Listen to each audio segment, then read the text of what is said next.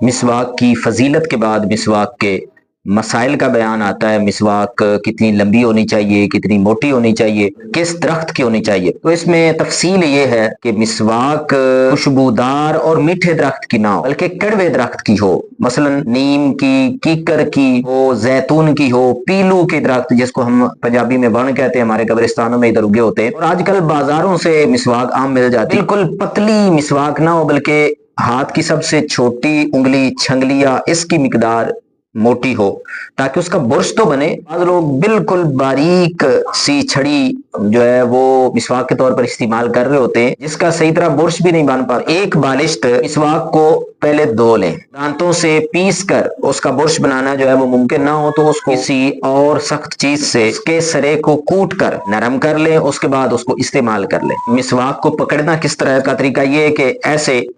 آپ ایسے کر کے ایسے چھنگلیا کے اوپر رکھیں، تین انگلیاں اس کے اوپر، اور انگوٹھا جو ہے انگوٹھا یہ آپ ایسے اس کے سرے کے قریب رکھیں، برش کے قریب، اور اس طرح مسواک کریں۔ اب مسواک سب سے پہلے کہاں سے شروع کرنی ہے؟ کیونکہ ہر کام دائیں طرف سے کرنا سنت ہے۔ اوپر والے جو دانت ہیں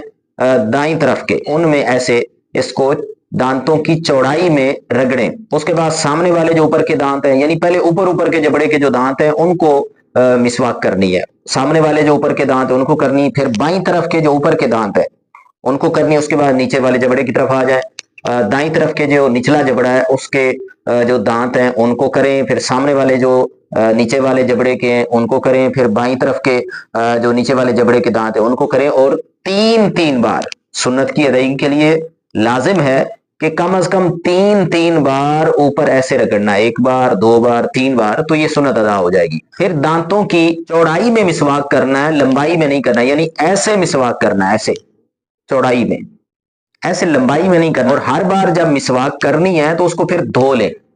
اوپر کے دانتوں میں کر کے اس کو دھو لیں، پھر سامنے کے دانتوں میں کر کے پھر اس کو دھو لیں، تو برش کو بار بار دھوتے رہیں۔ پھر کچھ لوگ یہ خیال رکھتے ہیں کہ ایک بار مسواک استعمال کر لیا اس کے بعد وہ بیکار ہے، ناقابل استعمال ہے، ایسا ہرگز نہیں ہے۔ مسواک ایک بار استعمال کرنے کے بعد جب تک وہ اتنا چھوٹا نہ رہ جائے کہ اس کو پکڑنا ہی ممکن نہ ہو، مطلب وہ انگلیوں کی پکڑ میں آئے،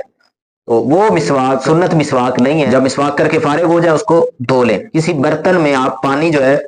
ڈال کے رکھ لیں، اس برتن میں وہ مسواک آپ ایسے ڈبو کے رکھ دیں۔ مسواک زیادہ چھوٹا رہ جائے کہ اب وہ قابل استعمال نہ رہے تو اس کو کچھ دوست ایسے بازاروں میں پھینک دیتے ہیں، اور یا کوڑا کرکٹ کی جگہ پہ پھینک دیتے ہیں۔ یہ اس آلے کی بے ادبی ہے۔ یہ وہ آلہ ہے جس نے ہماری عبادت کو اتنی ترقی دی ہے کہ ایک نماز ہمیں 70 نمازیں بنا کے اس نے دی ہے، اس نے ہمارے رب کی رضا میں لے کر دی ہے، اس نے ہمارے منہ کی صفائی کا خیال رکھا ہے، تو اب اس کی ہم نے قدر کرنی ہے، اس کو کہیں ادب والی جگہ پہ رکھ دیں۔ بعض اوقات بندہ باوضو ہوتا ہے، مسواک بعد میں میسر آتی ہے تو وہ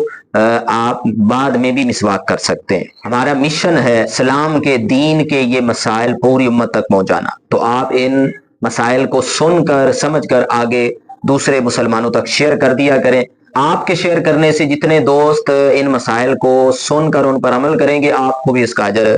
ملے گا۔